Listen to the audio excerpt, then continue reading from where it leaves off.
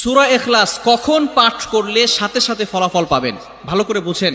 সূরা ইখলাস হচ্ছে পবিত্র কোরআনুল কারীমের ভিতরে ছোট সূরাদের ভিতরে অন্যতম একটি সূরা। তবে ফজিলতের দিক থেকে সূরা ইখলাস হচ্ছে গুরুত্বপূর্ণ ফজিলত, এবং এই সূরাটা এমন একটা সময় আল্লাহ পাক রব্বুল আলামিন নাজিল করে দিয়েছেন যখন আল্লাহ রাসূল সাল্লাল্লাহু আলাইহি ওয়াসাল্লাম দ্বীনের প্রচার করতে লাগলেন। এমন সময় আল্লাহ পাক রব্বুল আলামিন এক আল্লাহর দাওয়াত দিতে লাগলেন। তখন কাফেররা আল্লাহ রাসূল সাল্লাল্লাহু আলাইহি সাল্লামকে কোশ্চেন করলো যে, মুহাম্মদ, তুমি তো এক আল্লাহর দাওয়াত দাও, আমরা তো কোটি কোটি দেবতার পূজা করি, তারা আমাদের সমস্যার সমাধান করতে পারে না।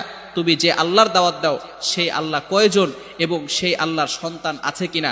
সাথে সাথে আল্লাহ পাক রব্বুল আলামিন এই কাফেরদের প্রশ্নের উত্তরে আল্লাহ রাসূল সাল্লাল্লাহু আলাইহি সাল্লামের কাছে এই সূরাটি নাজিল করলেন, কুল হুয়াল্লাহু আহাদ আল্লাহুস সামাদ লাম ইয়ালিদ ওয়া লাম ইউলাদ ওয়া লাম ইয়াকুল লাহু কুফুয়ান আহাদ। আল্লাহ পাক রব্বুল আলামিন এক, অদ্বিতীয়, এবং আল্লাহ